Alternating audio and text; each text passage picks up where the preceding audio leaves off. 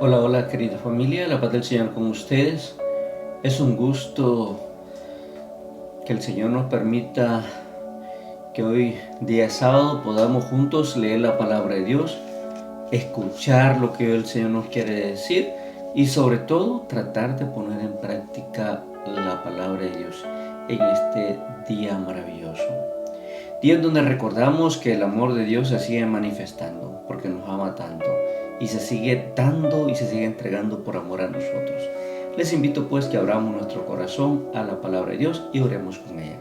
El Señor esté con ustedes y con tu espíritu. Proclamación del Santo Evangelio según San Juan. Gloria y honor a ti, Señor Jesús. En aquel tiempo, algunos de los que habían escuchado a Jesús comenzó a decir: Este es verdadero profeta. Otros afirmaban: Este es el Mesías. Otros en cambio decían: ¿Acaso el Mesías va a venir de Galilea? ¿No dice las Escrituras que el Mesías vendrá de la familia de David y de Belén, el pueblo de David?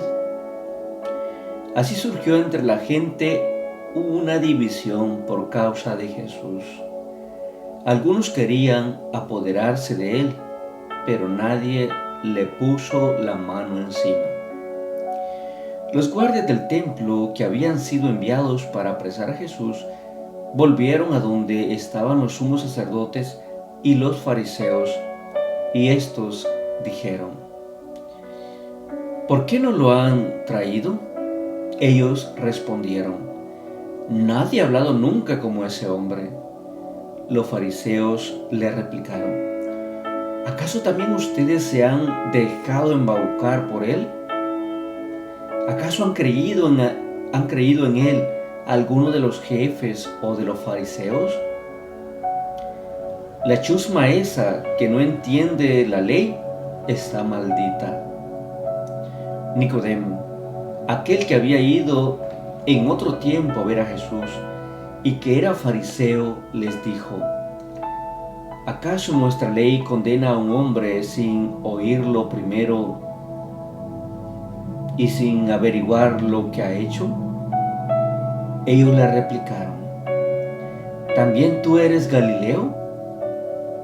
Estudia las Escrituras y verás que de Galilea no ha salido ningún profeta. Y después de esto, cada uno de ellos se fue a su propia casa. Palabra del Señor. Gloria y honor a ti, Señor Jesús. Con estas palabras, hoy recordamos cómo Jesús es signo de contradicción. Como los más estudiados, como los más intelectuales, como los que se sabían la Torá, los que sabían de Sagrada Escritura, no entendieron el proyecto de Dios, no entendieron la misión de Jesús. Es interesante, porque la chusma esa, como ellos decían, los malditos, que era el pueblo que no había estudiado mucho, eran los que reconocían a Jesús como el Mesías y como el Salvador. Vean qué interesante. Por eso Jesús fue causa de división. Había quienes todo esto de que Jesús se hacía pasar o Jesús se llamaba el Mesías, el Hijo de Dios, en especial las autoridades, les hacía sentirse mal y a tenerle odio.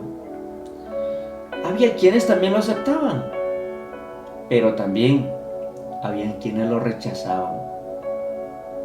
Algunos lo aceptaban como el Mesías, como el Hijo de Dios. Y en su mayoría, ¿quiénes eran? Los más pobres, los más desposeídos, los marginados, los que aguardaban la esperanza de que Dios se hiciera presente a través de su Salvador. La gente más sencilla era la gente que reconocía quién era el que estaba allí, es decir, quienes reconocían al Señor. ¿Quiénes lo rechazaban?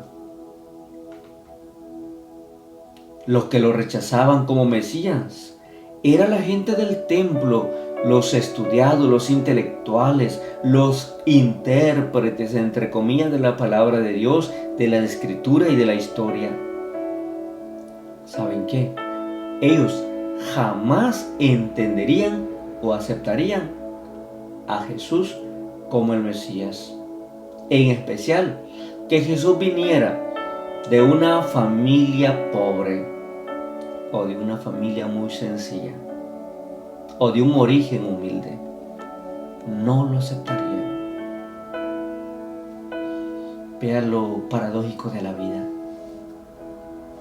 Los humildes entienden quién es Jesús. Los estudiosos de la Torá y de las Escrituras están confundidos, están peleados, quieren matar a Jesús porque no entienden el proyecto de salvación que Él ha venido a hacer. Es más fácil aceptar la divinidad de Jesús para los más pobres, para los más desposeídos. Y digamos también para los estudiosos. Es más fácil aceptar la divinidad de Jesús, más no su humanidad. Y los pobres entendían su divinidad y su humanidad. Sabían a ese hombre, Jesús, que era el Mesías, por los milagros, por los prodigios que hacía. Jesús desde su nacimiento, ustedes y yo lo vimos, desde su nacimiento fue austero, humilde, sencillo, que nació justamente en un pesebre.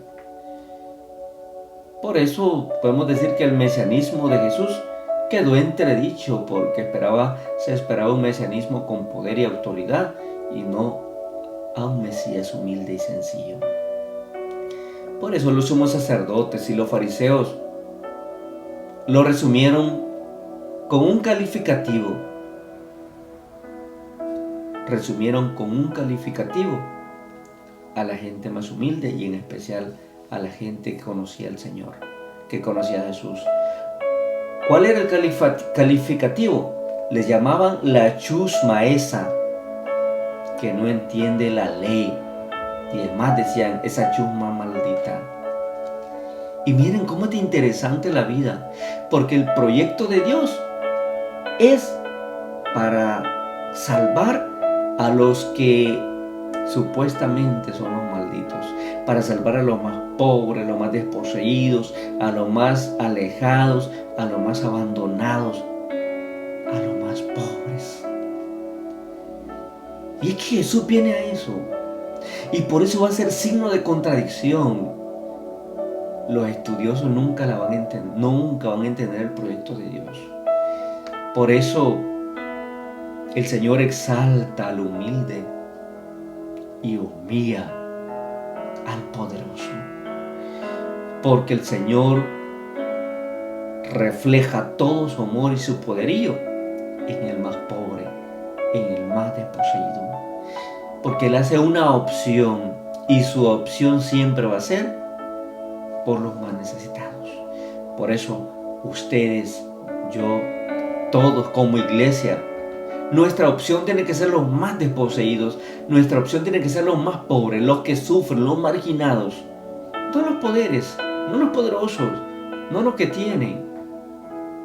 Nuestra opción tiene que ser los que más están sufriendo.